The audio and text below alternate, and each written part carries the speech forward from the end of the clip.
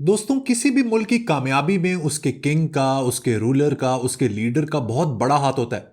आप दुनिया के कामयाब तरीन मुल्क उठाकर देख लें, उनके पीछे कोई ना कोई एक तगड़ा लीडर जरूर होगा।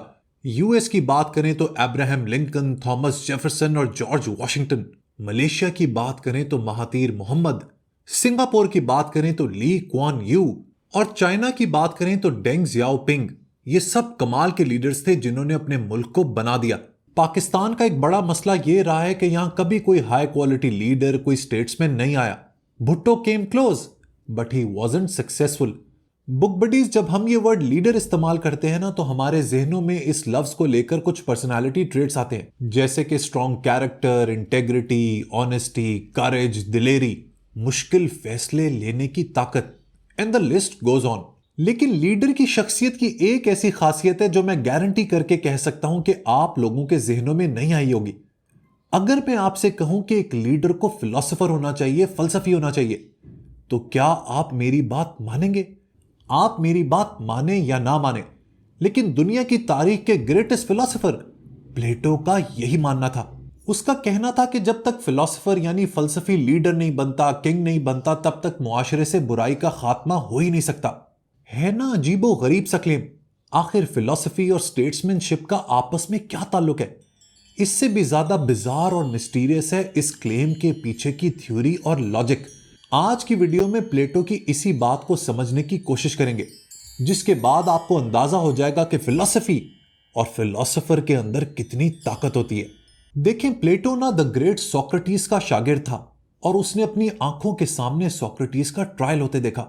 जिस तरह एथेंस की हुकूमत ने सोक्रेटिस को सिर्फ उसकी सोच की बेसिस पर सजाए मौत दी, उससे प्लेटो का एथेंस के सिस्टम ऑफ गवर्नमेंट से एतबार उठ गया।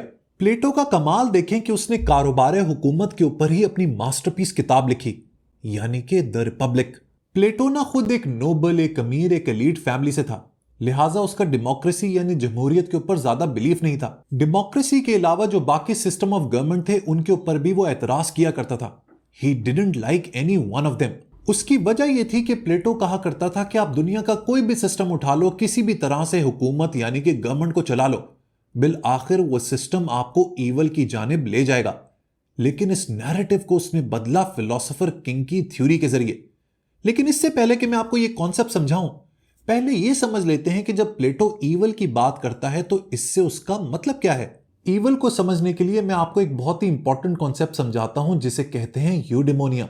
यूडेमोनिया का मतलब होता है गुड लिविंग या फिर गुड लाइफ। एंशिएंट ग्रीक्स के लिए इस कॉन्सेप्ट की बहुत अहमियत थी। आजकल की तरह यूडेमोनिया या लिविंग वेल का यह मतलब नहीं था कि आपके पास बहुत सारी दौलत हो, शोहरत हो, सोशल कैपिटल हो, बंगला हो, गाड़ी हो, अयाशी हो, बल्कि यूडेमोनिया का मतलब यह था कि आप अपनी जिंदगी कुछ फंडामेंटल वर्च्यूज के हिसाब से गुजारें, जैसे कि wisdom, piety and most importantly justice यानी कि इंसाफ। प्लेटो का कहना था कि किसी भी स्टेट या गवर्नमेंट की सबसे बड़ी रिस्पॉन्सिबिलिटी यह होती है कि वो लोगों के अंदर इन सब वर्च्यूज को प्रमोट करे so that citizens can live a good life. लेकिन उसके ओपिनियन के मुताबिक आज तक कोई ऐसा सिस्टम ऑफ गवर्नमेंट नहीं आया जो यूडेमोनिया को प्रमोट कर सके। लिहाजा इवेंचुअली सोसाइटी ईवल की तरफ ही चली जाती है। वो सब वो काम करने लगती है जो इन वर्च्यूज के ऑपोजिट होता है, यानी कि विजडम की बजाय स्टुपिडिटी, पायटी की बजाय ट्रेचरी और जस्टिस की बजाय इनजस्टिस। लेकिन यहां पर सवाल बनता है कि प्लेटो साहब, आखिर इसकी वजह क्या है? क्यों कोई भी सिस्टम ऑफ गवर्नमेंट कामयाब नहीं होता? इसकी भी प्लेटो ने रीजन बताई। उसने कहा कि चाहे आप ओलिगार्की उठा लें, मोनार्की उठा लें या डेमोक्रेसी उठा लें, इन सब में लीडर इवेंचुअली अपने सेल्फ इंटरेस्ट के लिए काम करना शुरू कर देता है rather than general welfare of the public. वक्त के साथ साथ लीडर्स या रूलर्स पावर हंग्री हो जाते हैं और सिर्फ ताकत में बने रहने के लिए किसी भी हद तक जा सकते हैं। लेकिन अब ऐसी सिचुएशन में करना क्या है? ऐसे में प्लेटो ने एक ऐसा आइडिया दिया जो बहुत प्रोफाउंड, गहरा और डिबेटेबल है। उसने कहा कि मुआशरे में सिर्फ एक ऐसा फर्द होता है जो डिजर्व करता है कि उसे रूलर या लीडर बनाया जाए, और वो शख्स होता है फिलोसोफर यानी कि फलसफी।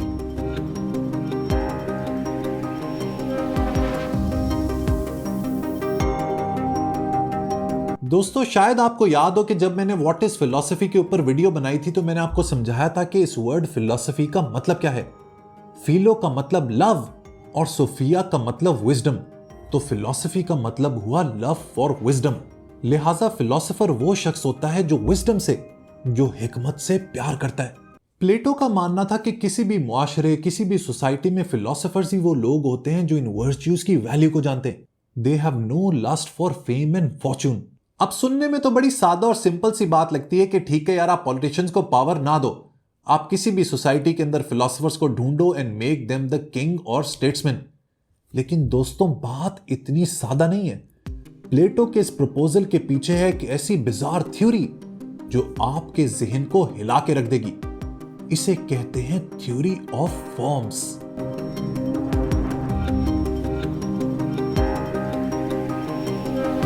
इस थ्योरी ऑफ फॉर्म्स के मुताबिक ये दुनिया दो हिस्सों में डिवाइडेड है।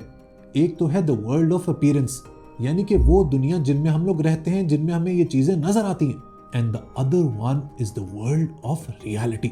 ये वो रियलिटी है जो इटर्नल है और इम्यूटेबल है।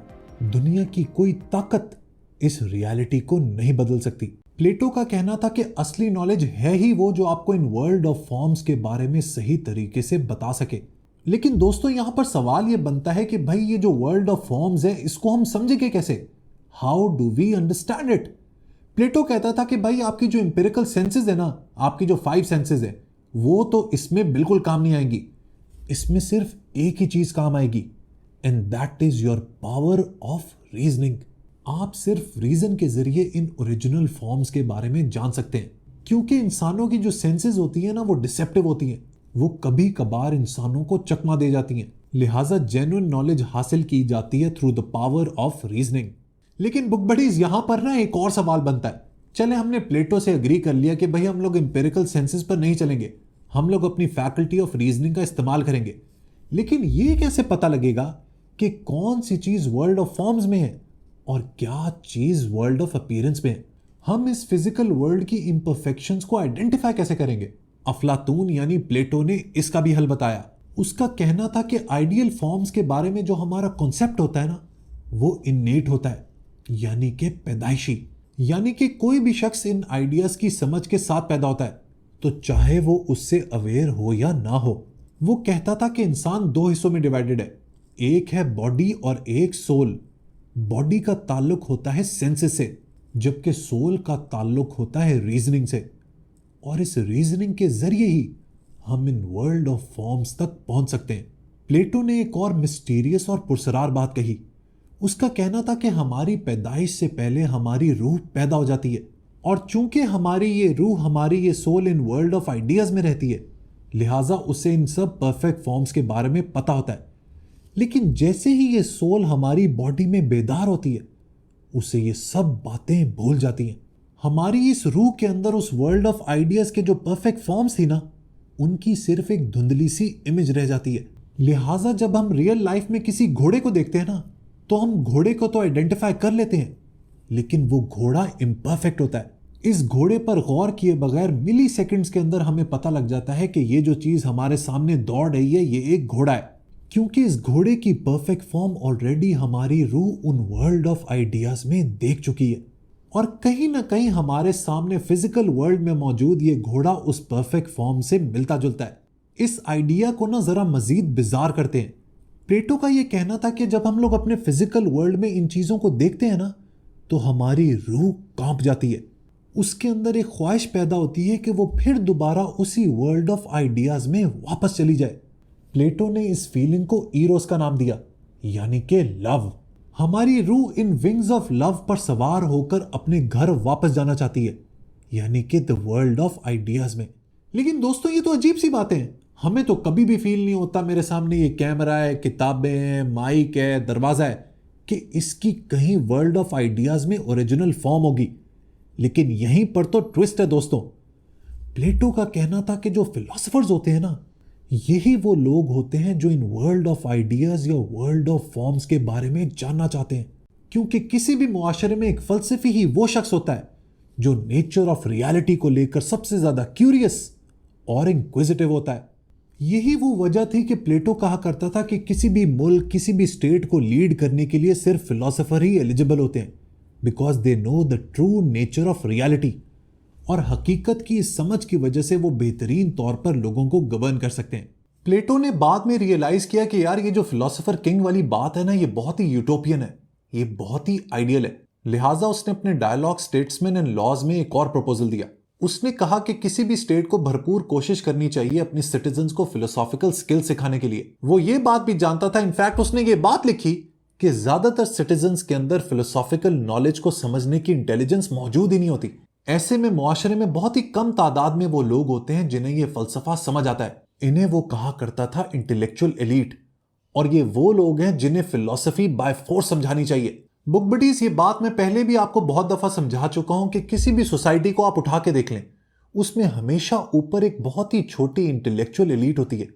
ये वो लोग होते हैं जो हाई इंटेलिजेंस के होते हैं, एंटरप्रेन्योर होते हैं, जिनका माइंड शार्प होता है, और इवेंचुअली ये ही पूरे मुआशरे को चला रहे होते हैं। इस वर्ड एलीट से घबराएं नहीं और ना नफरत करें।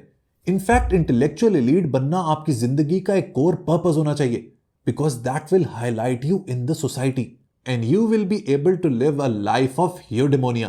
प्लेटो के इस फिलोसोफर किंग वाले आइडिया के ऊपर बहुत क्रिटिक हुई। लोगों ने कहा कि ये बहुत एलिटिस्ट है, टोटलिटेरियन है, ये मुआशरे के अंदर डिस्क्रिमिनेशन क्रिएट कर रहा है। लेकिन दोस्तों, अगर आप मेरा पॉइंट ऑफ व्यू पूछें तो I totally agree with the great philosopher. Philosophers के अंदर वो पावर होती है, वो इंटेलेक्ट होता है, वो इंटेलिजेंस होती है, जिसके जरिए वो चीजों की गहराई में जा सकते हैं। ऐसे ही फिलोसोफर किंग्स अवाम की इंटेलिजेंस को, इंटेलेक्ट को, उनके शऊर को, कॉन्शियसनेस को बढ़ा सकते हैं। आज पाकिस्तान को ऐसे ही फिलोसोफर किंग की जरूरत है। जरा इन आइडियाज के बारे में सोचिएगा। वीडियो पसंद आई हो तो लाइक बटन जरूर प्रेस कीजिएगा and don't forget to subscribe to Book Buddy. Until next time, good bye.